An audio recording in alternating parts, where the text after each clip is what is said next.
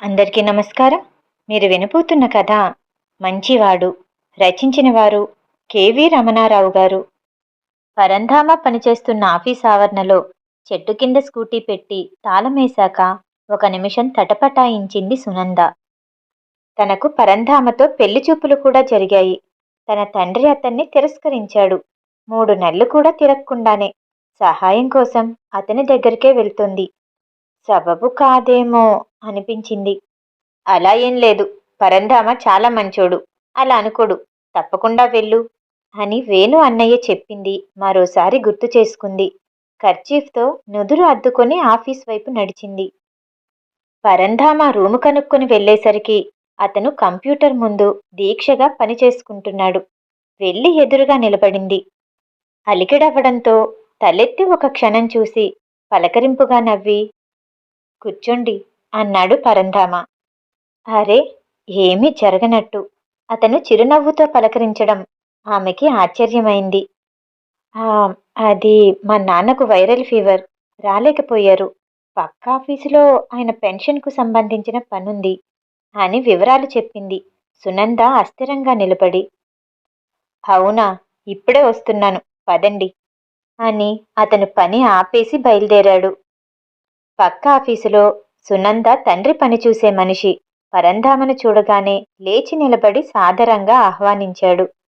అతనికి తామొచ్చిన పని గురించి చెప్పాడు పరంధామ. అతను కాంతయ్య ఫైలు తీసి చూసి కావలసిన వివరాల లిస్టు, మెయిల్ అడ్రస్ రాసిచ్చి, ఈ వివరాలు మెయిల్ చేయండి, వారం రోజుల తర్వాత ఆర్డర్ కాగితం తీసుకెళ్ళండి.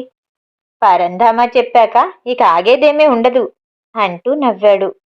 అతనికి కృతజ్ఞతలు చెప్పి బయటకొచ్చారు.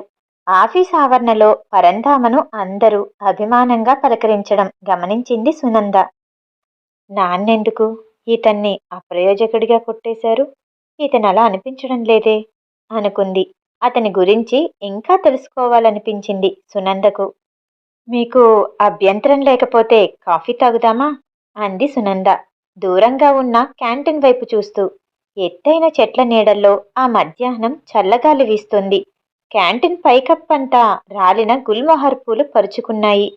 క్యాంటీన్ కూడా ఖాళీగా ఉంది.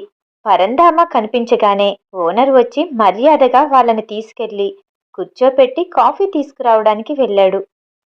కాసేపు ఒకదానికొకటి అతకని విషయాలు మాట్లాడాక, ఆ మీ సంబంధం మా నాన్నకు అమ్మకు ఇష్టం లేకపోయింది అంది సునంద అతని వైపు చూడకుండానే. తెలుసు, మరి మీ అభిప్రాయం ఏంటి అని పరంధామ అడగలేదు. అలా అడుగుతాడని ఆశించి భంగపడినట్టు ఆమె ఒకసారి కిటికీ అవతల పసుపు పూల చెట్టు వైపు చూసింది.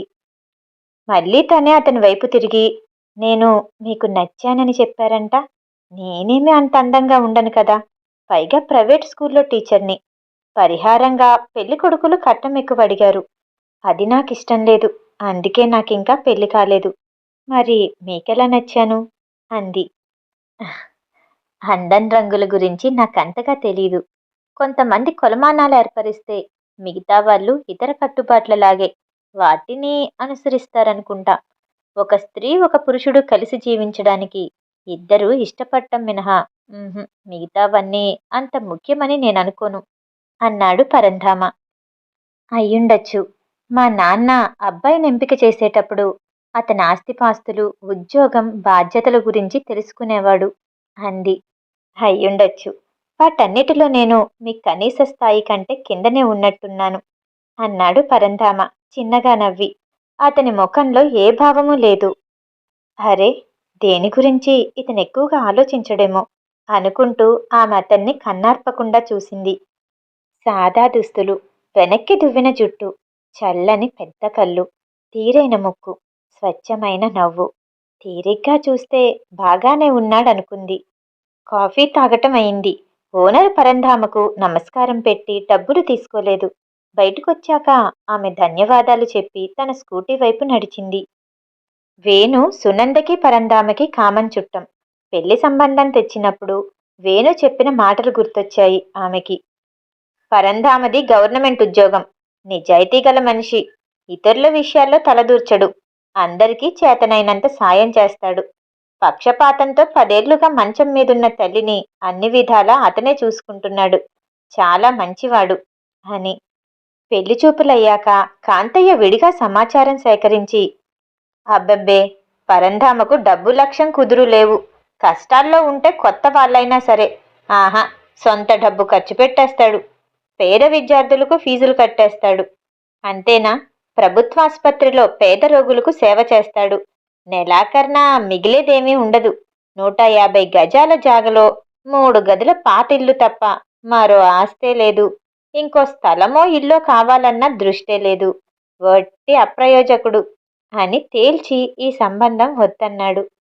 హా, ఇతనేమీ అప్రయోజకుడిలా లేడే. నాన్నంచనా వేయడంలో పొరపాటు జరిగినట్టుంది అనుకుంది సునంద స్కూటీ స్టాండ్ తీస్తూ. వారం రోజుల తర్వాత పరంధామ నుంచి సునందకు ఫోన్ వచ్చింది. మీ నాన్నగారి పని అయిపోయింది. అతను ఆర్డర్ కాగితం నాకిచ్చాడు. మీరెప్పుడైనా వచ్చి తీసుకోవచ్చు. మీ ఫోన్ నెంబర్ మీ వేణు అన్నయ్య ఇచ్చాడు అని చెప్పాడు. అతనికి ధన్యవాదాలు చెప్పి, ఆ స్కూలు పనులతో పగలు కుదరటం లేదు. సాయంత్రం మీ ఇంటికొచ్చి తీసుకోవచ్చా అని అడిగింది సునంద. అలా వెళ్తే ఇల్లు కూడా చూడొచ్చు, అతన్ని ఇంకా బాగా అర్థం చేసుకోవచ్చు అనుకుంటూ. మీ ఇష్టం అని ఫోన్ పెట్టేశాడు పరంధామ. ఆహా, పని చేయడమే కాదు, తన నెంబర్ కనుక్కొని ఫోన్ చేశాడు కూడా. జడ పదార్థమేం కాదు అనుకుంది సునంద. 3వ రోజు సాయంత్రం సునంద పరంధామ ఇంటికి వెళ్ళింది.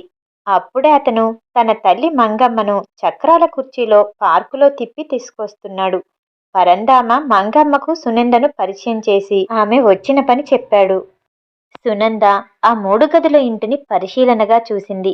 మధ్యలో హాలు, ఒకవైపు పడగ్గది, రెండో వైపు వంటిల్లు. పుస్తకాలు తప్ప వాషింగ్ మిషన్, కంప్యూటర్, సోఫాల్లాంటి సామాన్లేమీ లేవు. పడగ్గదికి మంగమ్మ కోసం ఏసీ పెట్టించి ఒక ఆసుపత్రిగా మార్చాడు. తలవైపు పైకి లేచే ఆసుపత్రి మంచం, ర్యాకుల నిండా మందులు, బట్టలు, డైపర్ల డబ్బాలు ఉన్నాయి. అటాచ్డ్ బాత్రూంలోంచి సన్నగా ఫినాయిల్ వాసన వస్తోంది. పరంధామ వంటగదిలోకి వెళ్ళాడు. సునంద మంగమ్మ దగ్గరే కుర్చీలో కూర్చొని, ఎలా ఉంది మీ ఆరోగ్యం అని అడిగింది. ఏం చెప్పమంటావు తల్లి, క్రితం జన్మలో ఏం పాపం చేశాను. రోగం బాగవకుండా, ప్రాణం పోకుండా ఇలా వాడి నెత్తిన కూర్చున్నాను. నన్ను వెంటనే తీసుకుపో స్వామి అని రోజు మొక్కుతూనే ఉన్నాను. ఆ భగవంతుడికి ఇంకా దయ రాలేదు అంది మంగమ్మ. మీరలా బాధపడకండి. పరంధామ మిమ్మల్ని కంటికి రెప్పలా చూసుకుంటున్నారు. త్వరలోనే మీ ఆరోగ్యం బాగైపోతుందిలేండి సానుభూతిగా అంది సునంద. పాపం బిడ్డ, నా పనంతా వాడే చేస్తాడు. వంట చేసి పొద్దున్న రాత్రి తినిపిస్తాడు, మందులు వేస్తాడు. రాత్రిళ్ళు ఇక్కడే మడత మంచం వేసుకుని సాయంగా పడుకుంటాడు. చెప్పడానికి నాకే సిగ్గుగా ఉంది. అర్ధరాత్రి బాత్రూంకి తీసుకెళ్తాడు. డైపర్లు మార్చుకోవడంలో కూడా వాడే సాయం చేస్తాడు. వాడి మనసు అద్దం తల్లి, అద్దం. అవునా, మరి ఆయన ఆఫీస్కెళ్ళినప్పుడు మీకు తోడెవరుంటారు? ఏం చేస్తాను తల్లి, మరో ఆడమనిషి లేని ఇల్లు. వాడు లేనప్పుడు నా పనులు చేయడానికి ఒక ఆమెను పెట్టాడు. ఆమెను కన్నతల్లిలాగే చూసుకుంటాడు. వినడానికి చాలా బాగుందండి. మీరు చాలా అదృష్టవంతులు. ఆరోగ్యంగా ఉన్న తల్లిదండ్రులనే పిల్లలు సరిగ్గా చూడని ఈ రోజుల్లో ఇంత బాగా చూసుకుంటున్నారంటే మాటలా? అదేనమ్మా, అదే అదే వాడికి శాపమైంది. ఒక్క పెళ్లి సంబంధము కుదరటం లేదు. పిల్లవాడు ఎంతో మంచివాడు. అది ఎవరు చూస్తారు?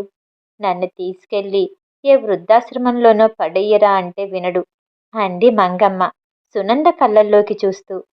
పరంధామ బిస్కెట్లు బాదం పాలు తీసుకొచ్చి ఇచ్చాడు. మంగమ్మ పాలు తాగాక ఆమె కుడి చేతికి కాలుకి మృదువుగా తైలం మర్దనా చేశాడు. అతను తల్లి పనులన్నీ మనసు పెట్టి చేస్తున్నట్టు సునంద గమనించింది. పరంధామ వారిస్తున్నా వినకుండా ఖాళీ కప్పులు తీసుకెళ్లి పెరట్లో పెట్టింది సునంద. పెరట్లో జాజితీగ, మల్లె, నందివర్ధనం, నైట్ క్వీన్ మొక్కలున్నాయి. ఇతనికి తెల్లపూలంటే ఇష్టమేమో అనుకుంది. పరంధామ వచ్చి సునందకు కాంతయ్య ఆర్డర్ కాగితం ఇచ్చాడు. సునంద థ్యాంక్ యూ చెప్పి, మీరు మీ అమ్మగారిని చాలా శ్రద్ధగా చూసుకుంటున్నారు అంది. అలా ఏం లేదులేండి. ఆమె నాకు తల్లి, తండ్రి, అక్క, చెల్లెలు అన్నీ అయి నానా యాతలు పడి 25 పెంచింది. హా! ఇందులో నేను చేస్తున్నదెంత? అన్నాడతను. అతని సమక్షంలో ప్రశాంతంగా, ధైర్యంగా ఉన్నట్టు అనిపించింది సునందకు. సునంద మంగమ్మకు వీడ్కోలు చెప్తుండగా ఇంటి ముందాగిన పెద్ద కారులోంచి తెల్లకోటు, స్టెతస్కోపుతో ఒక డాక్టర్ లోపలికొచ్చాడు. పరంధామ సునందకు ఆయన్ని ఆ ఊర్లో పేరున్న తీరికలేని న్యూరాలజిస్టుగా పరిచయం చేస్తూ, వీరు మా అమ్మను చూడ్డానికి వద్దన్న ప్రతి సాయంకాలం వస్తారు అన్నాడు నవ్వుతూ. డాక్టర్ నవ్వి మంగమ్మను పరీక్షిస్తూ, అమ్మా, ఇవాళ ఒంట్లో ఎలా ఉంది అని అడిగాడు. మొండి ప్రాణం. బాగానే ఉంటుంది బాబూ. నా కోసం యమభటులు రావడం లేదు. వాడికి పెళ్ళి అవడం లేదు అంది మంగమ్మ నిరసనగా. మీరు పరంధామ సంరక్షణలో ఉండగా రావడానికి యమభటులకి ఎన్ని గుండెలు? ఈ కాలంలో పెళ్ళిళ్ళు ఆలస్యంగానే అవుతున్నాయిలేండి. తొందరలోనే అన్నీ సర్దుకుంటాయి. మీరు ఉల్లాసంగా ఉండాలి అని ధైర్యం చెప్పి బయటికి నడిచాడు డాక్టరు. సునంద కూడా బయటకొచ్చింది. డాక్టర్ ఆగి, ఈమెకు సేవ చేస్తే నా తల్లికి చేసినట్టుగానే భావిస్తాను. 6 ఏళ్ల క్రితం మా అమ్మకి పెద్ద జబ్బు చేసినప్పుడు విదేశాల్లో ఉండి రాలేకపోయాను. నేనొచ్చేసరికి ఆమె పోయింది అని చేతి రుమాలతో కళ్ళద్దుకొని ఆమెకి బై చెప్పి కారెక్కి వెళ్ళిపోయాడు.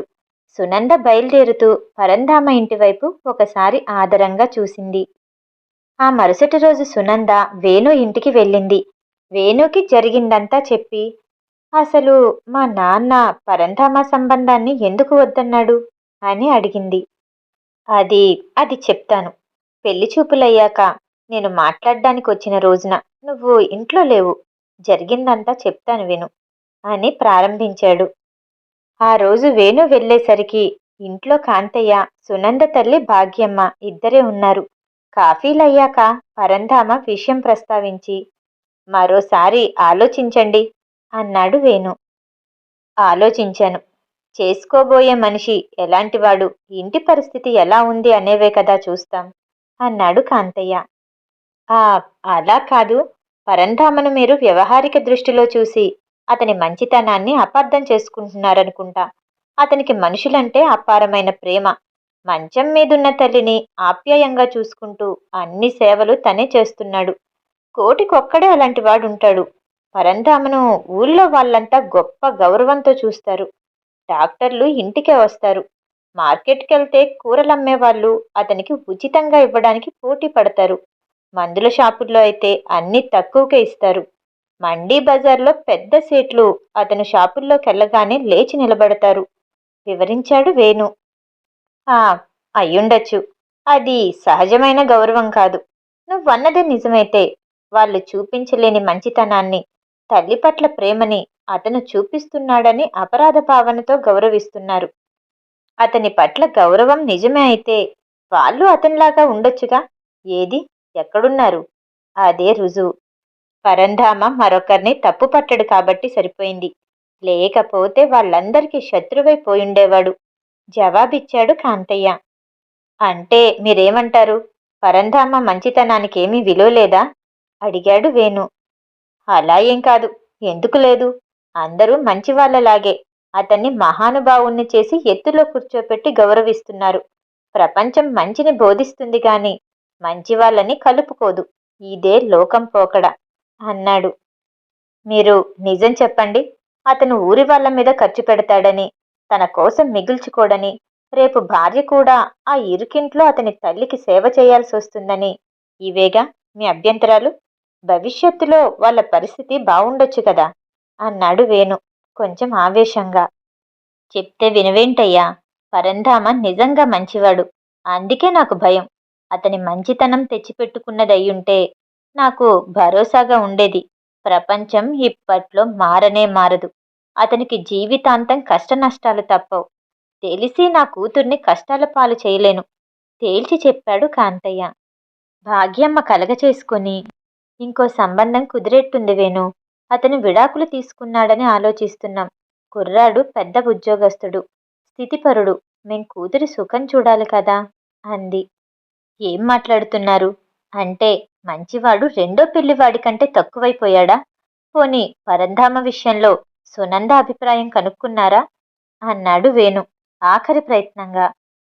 మిగతావన్నీ బావున్నప్పుడే కదా అమ్మాయిని సంప్రదిస్తాం అంది భాగ్యమ్మ. ఆ తర్వాత వేణు కోపంగా వెళ్ళిపోయాడు. అది జరిగింది. నువ్వు పరంధామను కలిశావు. వాళ్ళింటికి వెళ్ళొచ్చావు. అతని గురించి ఏమనుకుంటున్నావు? అడిగాడు వేణు. నాకు 2 రోజులు టైం ఇవ్వు అని సెలవు పుచ్చుకుంది సునంద.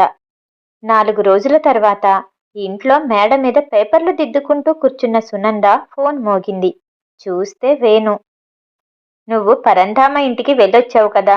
మీ నాన్నతో మరోసారి పెళ్లి విషయం మాట్లాడమని మొన్నట్నుంచి మా మంగమ్మత్త రోజు ఫోన్ చేసి నా ప్రాణం తీస్తుంది. ఏం చేయమంటావ్? అన్నాడు నవ్వుతూ. మా నాన్న ఈ మధ్య నీరసం నుంచి తేరుకున్నారు. పరంధామను కలిసి విషయం రేపు చెప్పాలనుకుంటున్నాను. నువ్వు కూడా ఓసారి మాట్లాడు అంది సునంద. ఏం మాట్లాడమంటావ్? నువ్వేదైనా మీ నాన్నతో సానుకూలంగా చెప్తేనే కదా నేను ఆయనతో మాట్లాడ్డానికి రాగలను అన్నాడు వేణు. కష్టమైనా సరే మంచితనం అంతరించిపోకుండా తోడుగా నిలబడాల్సిన అవసరం గురించి మా నాన్నకు చెప్తాను. వచ్చి మాట్లాడు. ఈసారి మా నాన్న ఒప్పుకోవచ్చు.